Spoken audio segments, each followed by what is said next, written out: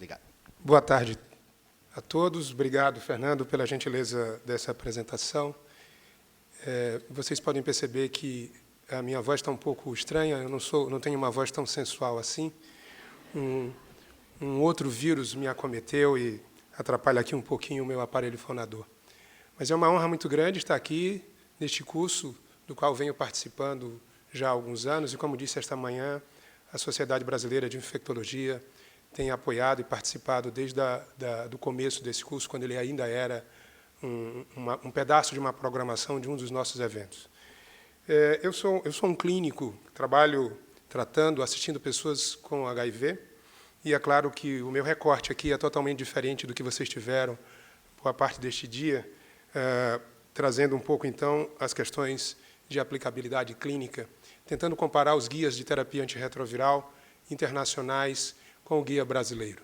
Tivemos aqui esta manhã também o diretor do Departamento Nacional de DST/AIDS e Hepatites Virais, que já nos acenava para uma série de medidas que vêm sendo implementadas e que vêm colaborando com o enfrentamento da epidemia no Brasil, que sempre foi e continua sendo destaque mundial pela sua pujança. Eu elaborei esses tópicos aqui para a minha agenda nesses próximos 30, 40 minutos. Nós vamos dialogar um pouquinho sobre a cascata de cuidados contínuos, fazendo um comparativo principal entre os Estados Unidos e o Brasil. Lembrando a vocês que esse é um modelo que vem sendo utilizado nos últimos 10 anos, 5 anos, mas de maneira mais efetiva, para se olhar a epidemia e se entender a necessidade das intervenções, principalmente nesse novo aspecto do tratamento como prevenção, como também já foi destacado aqui essa manhã. Nós vamos comparar os guias de tratamento internacionais com o guia brasileiro, com dois aspectos, que é a terapia inicial e a terapia de resgate. Vamos fazer alguns rápidos comentários sobre a perspectiva da melhoria da adesão com medicamentos com dose fixa combinada e possíveis avanços nacionais, uma proposta mínima de algo que poderia ser implementado. Então, como disse, esse é um modelo que vem sendo utilizado com muita ênfase, inclusive já se transportando do cenário do HIV para outras patologias, como hepatite C. Isso já vem sendo dialogado através da literatura, em que nós temos o número de pessoas estimadas com infecção pelo HIV em um determinado país, aqui nos Estados Unidos, 1,2 milhões, o número de pessoas diagnosticadas, no caso dos Estados Unidos, 86% dessa população estimada tem diagnóstico, o número de pessoas que estão linkadas a algum serviço de assistência, estão em assistência, alguns que estão em terapia antirretroviral e a quantidade de pessoas que estão com carga viral suprimida. Essa é a cascata que mais importa no entendimento do novo conceito de que uma das melhores estratégias para a diminuição da transmissão do vírus HIV é manter carga viral suprimida. Então, vejam que os dados dos Estados Unidos, são dados do final do ano passado, dizem que 30% da população infectada pelo HIV tem carga viral suprimida, e as metas estabelecidas recentemente em acordos internacionais, através da UNAIDS, é que, para que nós tivéssemos um real controle da transmissão, nós precisaríamos ter 90% da população diagnosticada, dessa população diagnosticada, 90% em acompanhamento, desses 90% em tratamento e desses 90% com carga viral suprimida. Então, vejam que mesmo no melhor exemplo do acesso à terapia antirretroviral, que talvez o mundo possa recordar, temos um gap ainda muito grande em relação à quantidade de pessoas que precisam ser tratadas. E isso é possível fazer análises segmentadas em relação à idade, em relação à forma de contágio, em relação à etnia, e aí se vai podendo construir e entendendo quais são as metas principais, quais são as estratégias mais importantes para serem abordadas em relação a determinados segmentos da população. Então, como vemos também nos Estados Unidos, os jovens têm um grau de diagnóstico, um grau de aproximação a um serviço de saúde para acompanhamento, início de tratamento e supressão viral menor do que populações mais velhas. Esse é um modelo que pode ser visto em vários outros países, principalmente na Europa, é mais ou menos da mesma coisa. Quando segmentamos, então, por formas de transmissão, também podemos perceber que há variações. Vejam em relação a homens que fazem sexo com homens, em relação a homens heterossexuais, nós temos uma proporção de pessoas com terapia e em supressão um pouco diferente. E isso, então, é possível que se vá fazendo análises específicas por segmentos populacionais. Essa é a cascata do Brasil. Esses dados são dados de 2013. O Dr. Fábio Mesquita já mostrou aqui dados hoje, que não modificam muito em relação ao que temos. Então, temos uma estimativa de 734 mil pessoas infectadas pelo HIV, a proporção de 80% delas diagnosticadas, e vamos caindo, então, na cascata, chegando ao final com algo em torno de 40% para o critério da OMS, que significa dizer carga viral menor do que 1.000 cópias, um limite razoável de supressão viral. Mas, claro, que esse limite não é um limite considerado em algumas outras publicações, e nos Estados Unidos o parâmetro é de 200 cópias. Então, portanto, é possível que a gente faça uma pequena redução desse percentual, que gira em torno de 37% de carga viral suprimida da população brasileira estimada infectada pelo vírus HIV. Mais uma vez, em relação a uma análise do grau de pessoas com carga viral suprimida, em 2013, nós temos aqui das pessoas em tratamento, recebendo regularmente, e que têm dados no CICEL, que é o nosso sistema de registro de exames laboratoriais, temos em torno de 70%, 74% das pessoas com carga viral suprimida. Vejam que aqui nós estamos analisando aqueles que estão em tratamento e não a população como um todo estimada de infecção pelo vírus HIV. Mas esses guias de tratamento, que é o foco principal dessa nossa apresentação, são muito dinâmicos. Antes de ontem, eu tinha terminado essa apresentação, feito vários slides, e ontem o DHHS, que é o Departamento de Saúde americano, atualizou o seu guia de tratamento. Então, hoje pela manhã, eu já tive que modificar alguns slides. Vejam que eu fiz o download hoje. Então, é isso que, hoje, o Departamento de Saúde americano recomenda como terapia antirretroviral inicial no seu país. Então, nós temos algumas mudanças, em especial a colocação da dose fixa combinada de abacavir, lamivudina e dolutegravir, dose fixa combinada a um comprimido, que não existia até o ano passado, que foi registrado nos Estados Unidos recentemente como um dos tratamentos elencados iniciais. Temos o tenofovir e o dolutegravir como uma outra opção, o elvitegravir associado ao inibidor de citocromo P450, cobicistat, com a combinação tenofovir e entricitabina, isso também é um comprimido único. E, por último, como uma outra opção de terapia inicial, o tenofovir com a entricitabina e o raltegravir. Nós vamos dialogar sobre essas diferenças entre os guias, mas apenas para mostrar para vocês que esse é o guia mais recentemente atualizado, e isso foi feito na data de ontem.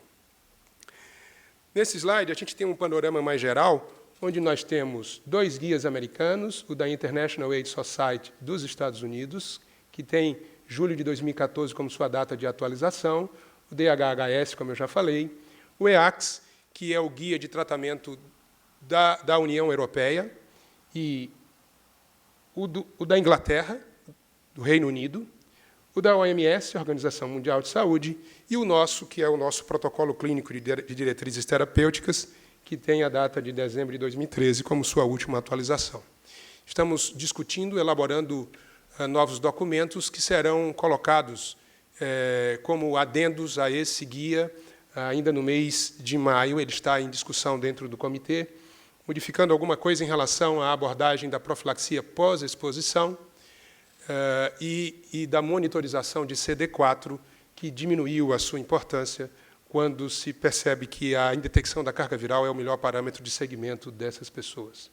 Nós comparamos nessas colunas o tipo de financiamento, se esse guia considera ou não carga viral e CD4 basal para a escolha da terapia antirretroviral, se é a primeira linha, uma primeira linha bem definida, com poucas opções iniciais preferenciais, se tem inibidor de integrase como opção de terapia inicial, e se tem darunavir, um inibidor de protease mais novo, como opção de terapia inicial, e aí nós vamos procurando responder isso nessas colunas.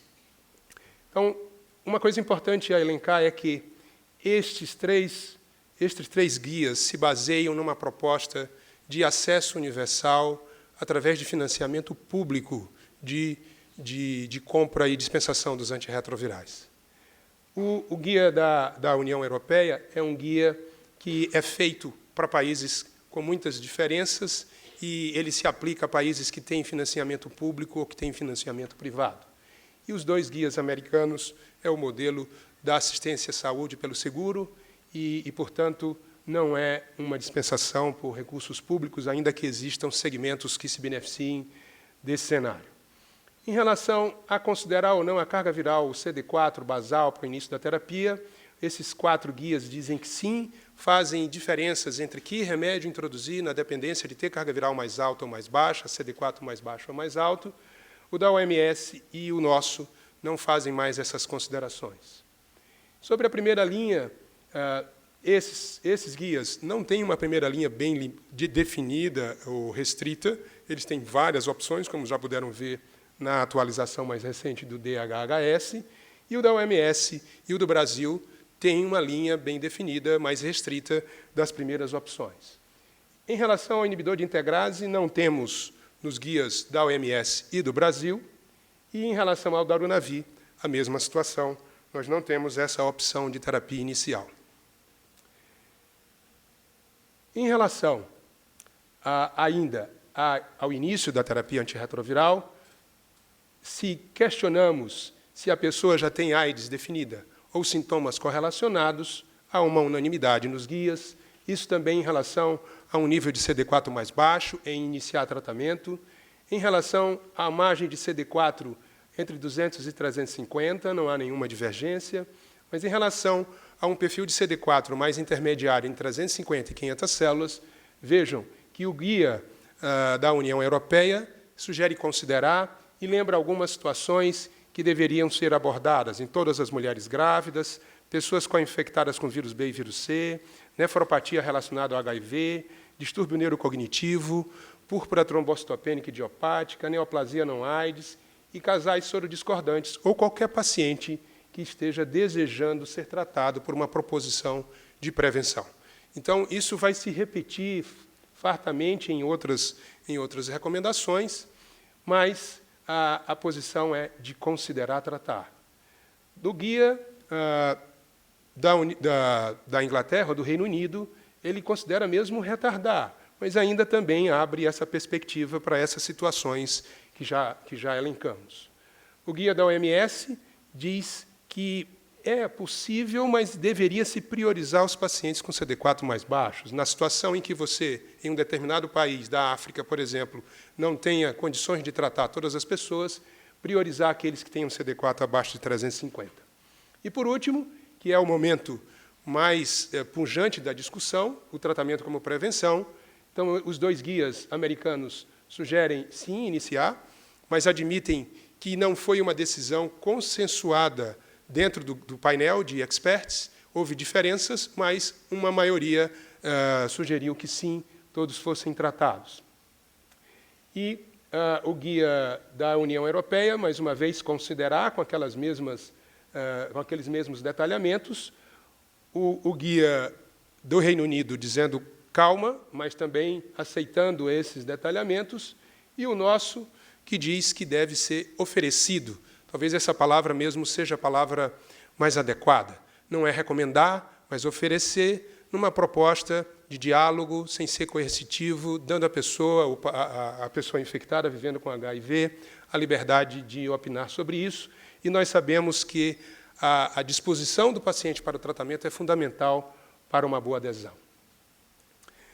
Tentando agora olhar para vantagens e desvantagens em detrimento de um ou de outra classe de antirretroviral para compor o esquema triplo com 2 análogos de nucleosídeos, nós vamos lembrar que, para os não análogos de nucleosídeos, a vantagem é que esses medicamentos têm uma meia-vida mais longa, então, o esquecimento de uma dose é algo de menor repercussão do que medicamentos de meia-vida mais curta.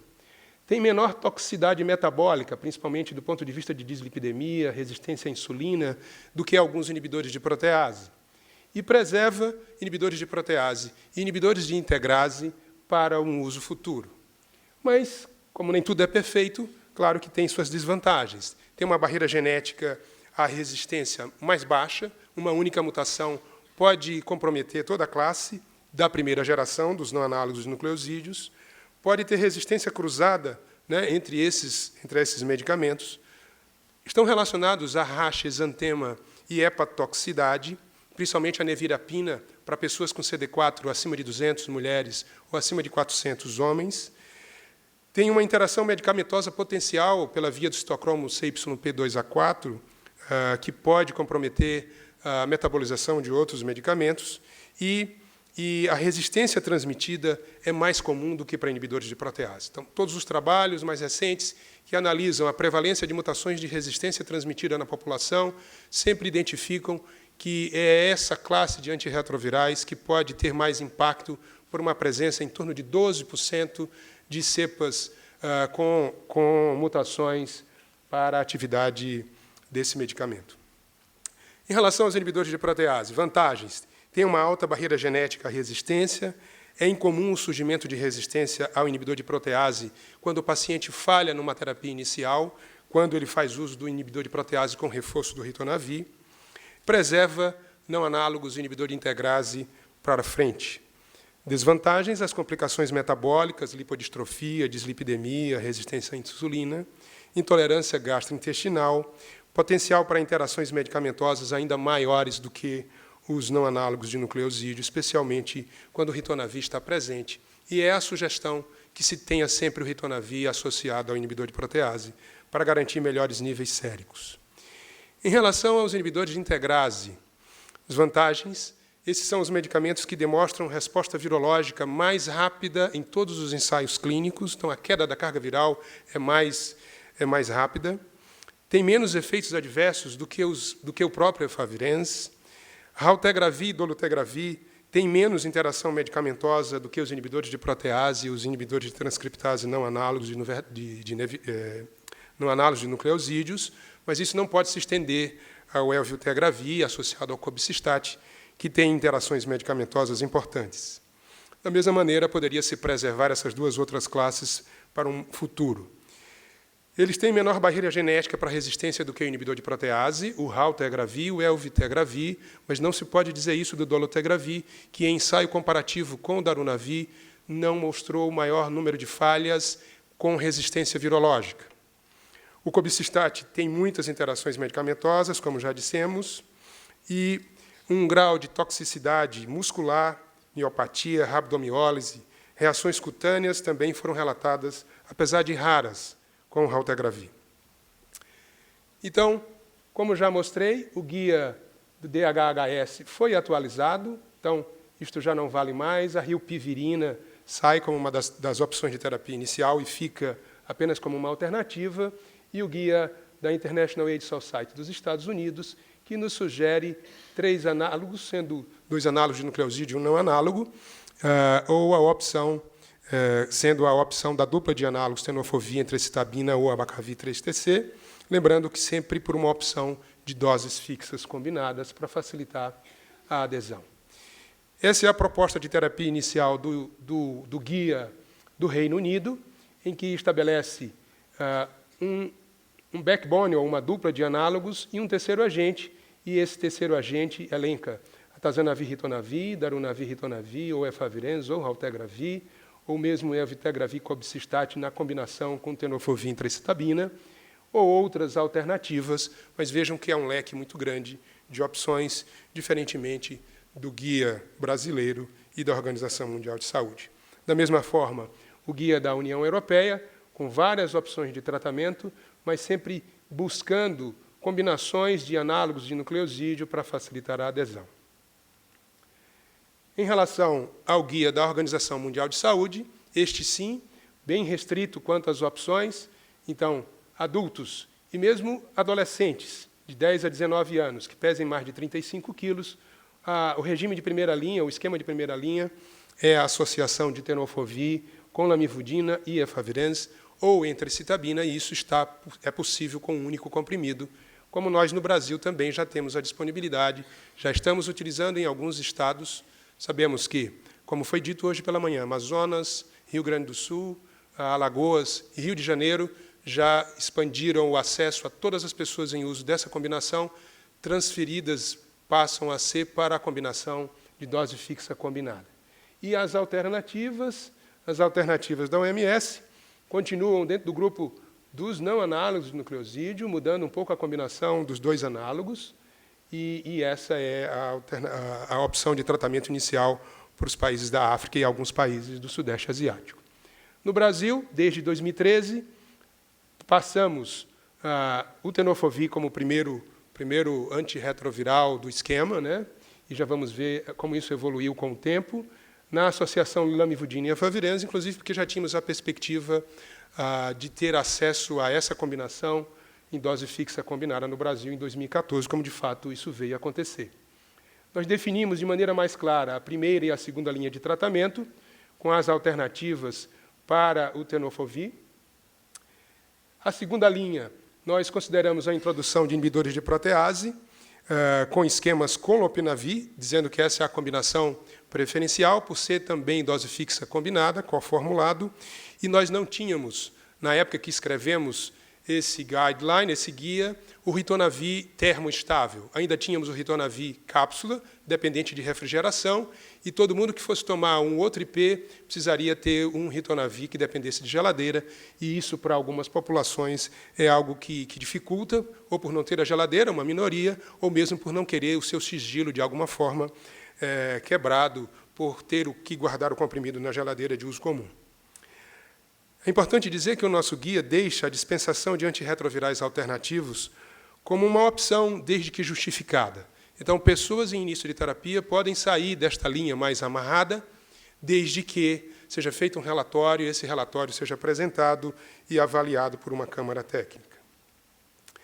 O que vem acontecendo, então, com o AZT desde a publicação, mesmo antes da publicação do guia, é uma queda em relação à sua prescrição para terapia inicial no Brasil, e é claro que isso se deu de forma mais marcada no sudeste do país, e isso vem sendo acompanhado por outras regiões.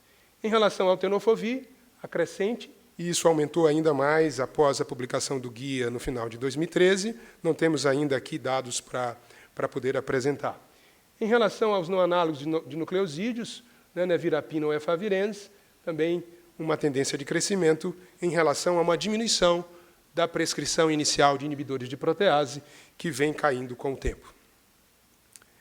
Em relação à terapia de resgate, o que os guias falam?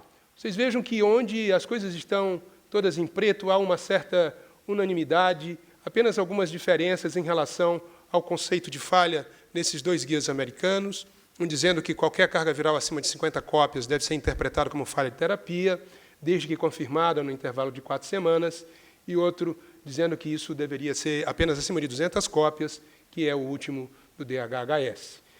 A OMS considera limites maiores, carga viral acima de 1.000 cópias, e no Brasil nós consideramos carga viral detectável, desde que seja confirmada em intervalo de pelo menos 4 semanas, em pacientes que estejam em terapia regular há pelo menos 6 meses. Sabemos que existem diferenças em relação ao cutoff do limite de detecção. Na rede pública estamos utilizando real-time PCR, e isso está levando a 50 cópias, enquanto rede privada utiliza outras metodologias, 40 ou 20 cópias. Então, por isso, ficou algo de uma maneira um pouco mais aberta. Em relação à genotipagem, todos os guias, exceto o guia da OMS, porque não tem genotipagem disponível, recomenda que a genotipagem seja realizada para poder elencar o esquema de resgate. No Brasil, nós dizemos que a genotipagem deve ser feita quando tem uma carga viral acima de 1.000 cópias, é isso que está nas nossas portarias. E nos Estados Unidos acima de 500 e na União Europeia, considerando acima de 350 a 500 cópias. Essa é sempre uma discussão na literatura, o que significa blip, o que não significa blip. Qualquer coisa acima de 500 cópias, mantida, sustentada, deveria ser tentado fazer uma análise. Em relação à estruturação do esquema, pequenas diferenças em dizer que são 2 drogas plenamente ativas, preferencialmente 3 medicamentos plenamente ativos. Isso está destacado nesses guias. No Brasil, nós dizemos pelo menos 2 antirretrovirais plenamente ativos e temos uma hierarquia de utilização dos medicamentos de alto custo guardados para o resgate, Darunavir, Raltegravir, Etravirina, Maraviroc e Enfurvirtida. O guia mais recente traz comentários sobre cenários de falhas, procurando identificar situações especiais para poder organizar um pouco mais a estratégia, e já começa a falar da monitorização do nível de replicação viral no sistema nervoso central e a possibilidade, inclusive, de realizar genotipagem de sequenciamento de vírus do sistema nervoso, tentando encontrar mutações ou resistência em segmentos diferentes do sanguíneo. Muito bem. Os esquemas combinados, um comprimido ao dia, são mais simples, são mais convenientes, podem gerar menos despesas médicas em consultas de retorno, isso é colocado na análise americana, reduz a não adesão seletiva a um dos componentes do esquema, principalmente o ritonavir. Os pacientes tendem a identificar aquilo que o incomoda e pode fazer uma seleção de um dos medicamentos. O ritonavir foi muito negligenciado nesse aspecto, principalmente na sua formulação termosensível, que precisava ir para a geladeira. As pessoas tomavam os outros medicamentos e não tomavam o ritonavir. De desvantagem, a impossibilidade de ajuste de doses, de componentes, caso haja alguma necessidade por alguma interação, ou questões de tolerabilidade, um problema em insuficiência renal, não é possível desmembrar o tenofovir ou baixar doses de medicamentos, não está disponível para todos os esquemas e não está disponível para todas as duplas de análogos de nucleosídeos. Mas essa é uma meta a ser buscada, e todos os ensaios que tentam analisar têm demonstrado mais recentemente que é mais fácil aderir a um comprimido ao dia do que a esquemas que precisam de mais de uma tomada. O que nós temos disponível nos Estados Unidos? Nós temos a combinação de tenofovir, entrecitabina e efavirenz, e nós temos no mundo o tenofovir, lamivudina e efavirenz, como temos no Brasil, com mais facilidade, e tem vários estudos, inclusive, patrocinados pela OMS, dizendo que entrecitabina ou lamivudina é a mesma coisa num esquema combinado com tenofovir e efavirenz, do ponto de vista da resposta. Nós temos tenofovir, entrecitabina e rilpivirina, nos Estados Unidos. Temos o Stribeld, que é o tenofovir, entrecitabina, o elvitegravir, inibidor de integrase, com o cobicistat. E, mais recentemente, nós temos a combinação de abacavir, lamivudina e dolutegravir, também em um único comprimido. E essa é a data de aprovação pelo FDA desses medicamentos.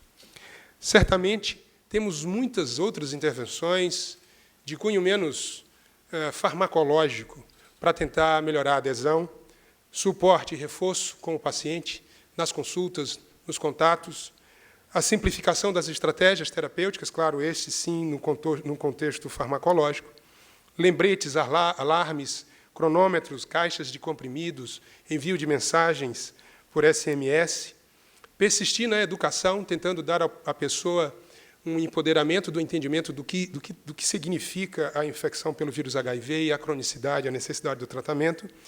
E um outro aspecto importante é fomentar a abordagem na atenção primária. Então, não somos tantos infectologistas assim no mundo, nem no Brasil, nem nos Estados Unidos, e lá mesmo há uma discussão de tentar levar a terapia antirretroviral, hoje muito mais simples, um comprimido ao dia, menos eventos adversos, maior efetividade na redução da carga viral para um segmento de atenção primária, desobstruindo os serviços mais estruturados que poderiam dar suporte a outros tipos de problemas. Eu aqui mudaria rapidamente de cores e de língua para apenas lembrar a vocês que os inibidores de integrase, como já disse, têm demonstrado nos ensaios clínicos, cabeça a cabeça, com inibidores de protease e com não análise de nucleosídeo, maior rapidez da queda da carga viral e durabilidade na resposta de indetecção de carga viral. Vejam que esses são dados de 5 anos de comparação do raltegravir com a efavirenz. Além disso, estudos têm demonstrado também que, além da persistência da contenção da viremia, por longo período, menos eventos adversos. Este é um trabalho, uma CTG, que comparou 3 braços, atazanavir-ritonavir versus raltegravir versus darunavir-ritonavir, e quando vamos avaliar a chance de falha virológica em 96 semanas, percebemos que há uma diferença aqui em relação ao darunavir versus o raltegravir, em favor do raltegravir, e quando juntamos a falha virológica com a falha da tolerabilidade, também temos vantagens em relação ao inibidor de integrase comparativamente ao inibidor de protease atazanavir e mesmo ao darunavir. E isso vai se repetindo em várias outras análises com outros inibidores de integrase, como é o caso do dolutegravir, que aqui também comparado ao efavirenz, mostra, inclusive, resultados que permitem dizer que há superioridade em relação à indetecção da carga viral no período de 144 semanas. Comparado um versus o outro, o dolutegravir versus o raltegravir, 2 inibidores de integrase, não houve diferença. Portanto, não há inferioridade entre os 2 medicamentos em relação a manter a carga viral não detectada. Importante lembrar que, além desses 2, o elvitegravir pode ser dado uma vez ao dia, diferente do raltegra, que é 2 vezes, mas este precisa do booster farmacológico, do cobicistat, e que isso pode trazer algumas repercussões do ponto de vista de interações medicamentosas. Por último, lembrar que o dolutegravir tem uma barreira genética maior do que o raltegravir do elvitegravir. A resistência cruzada não é total em relação a ele, mas certamente pode comprometer a sua efetividade se for deixado para uma segunda linha de tratamento. Mas nós sabemos que tudo isso depende do financiamento, do custo. Esse é o dado do Brasil, de 2014. Essa informação eu consegui compilar com o apoio do Departamento de DST-AIDS e Hepatites Virais em meados de 2014. Portanto, entendam que esses números podem ser um pouco diferentes, mas não se espera que sejam tanto. Então, quando vamos fazer uma análise de custo anual em dólares pelos antirretrovirais no Brasil, quer dizer, quanto se paga em dólar para que um paciente faça uso durante um ano, a nevirapina nos custa algo em torno de $210, o efavirenz 215, e vamos crescendo, e chegamos ao único inibidor de integrase disponível no nosso Sistema Único de Saúde ao custo de $4.600. Sabemos que o lançamento do dolutegravir traz uma renegociação de preços desses medicamentos junto ao departamento, mas é preciso atentar que o quanto se gasta para tratar um paciente com um dos medicamentos da combinação pode permitir que se tratar muito mais pessoas do que ter um outro medicamento muito mais caro e que, ainda que agregue algum benefício, talvez o preço seja muito alto para o benefício emprestado. Isso também já foi mostrado hoje pelo Dr. Fábio Mesquita, que é mostrando o incremento do número de pessoas em tratamento no Brasil em 2014, e ele nos disse hoje que aproximadamente 85 mil pessoas iniciaram tratamento no ano de 2014, com um novo guia de tratamento dizendo que deveríamos tratar todas as pessoas, considerando, inclusive, aquelas que tinham CD4 acima de 500 células. Concluindo, eu acredito que as recomendações avançaram, isso é óbvio, para o tratamento de qualquer pessoa infectada pelo HIV, baseada principalmente nas evidências da diminuição da transmissão do vírus nas pessoas que têm carga viral não detectada. Que temos a perspectiva de grande incremento na quantidade de pessoas tratadas no Brasil, e a estimativa é que esse ano nós tenhamos mais de 100 mil pessoas sendo incluídas no número de pessoas em tratamento. Mas temos grandes desafios na execução desse cuidado, na adesão, no manuseio de comorbidades e no custeio, principalmente na questão da sustentabilidade do acesso universal, e isso eu acho que é o ponto principal para que possamos discutir a inclusão dos inibidores de integrase na primeira linha de tratamento, que as evidências são fortes do ponto de vista do tempo de supressão da viremia, menos eventos adversos e diminuição da chance de falha com resistência, principalmente quando se trata do dolutegravir, mas é óbvio que há aí uma questão financeira importante a ser considerada. E isso nos mostra aquilo que Charles Darwin já nos disse há muito tempo: não é o mais forte da espécie, nem o mais inteligente que sobrevive, mas aquele com maior adaptabilidade às mudanças, e as mudanças estão sendo propostas continuamente pelas evidências científicas. Eu queria agradecer a atenção de vocês, o convite de estar aqui, ao professor Boris, que me permitiu fazer essa apresentação antes da dele, e convidá-los para o Congresso Brasileiro de Infectologia, que ocorre em Gramado, no Rio Grande do Sul, no mês de agosto, de 26 a 29 de agosto. Obrigado.